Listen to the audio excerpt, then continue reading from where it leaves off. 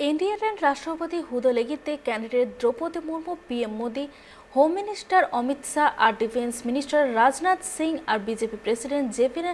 नड्डा साथे साना मारांग अगुवान को साव नापामा कनाय द्रौपदी मुर्मू तिही नॉमिनेशन फाइल और नॉमिनेशन फाइल ऑक्तो द्रौपदी मुर्मू साव पीएम मोदी और अमित शाह किन ताहेना और नमुद्रे सेंट्रल ट्राइबल अफेयर्स रे मंत्री अर्जुन मुंडा सानाम आदिवासी एमएलए को एमपी को और पार्टी को गड़ो एमो लगिते आरदास कनाय उनी आरदास कनाय जे साना भगवान को द्रौपदी मुर्मू सपोर्ट मा और द्रौपदी मुर्मू प्रेसिडेंट बाचनाव रे जीतकर लगिते नित जेएमएम पार्टिया सपोर्ट दो एकाल की अडी दामान कना चेदा से द्रौपदी मुर्मू प्रेसिडेंट बाचनाव रे जीतकर लेनखान दिसम रे नागाम ओलोको आ जे मिटंग आदिवासी तीरल तिहिंग प्रेसिडेंटे बनावे नाय।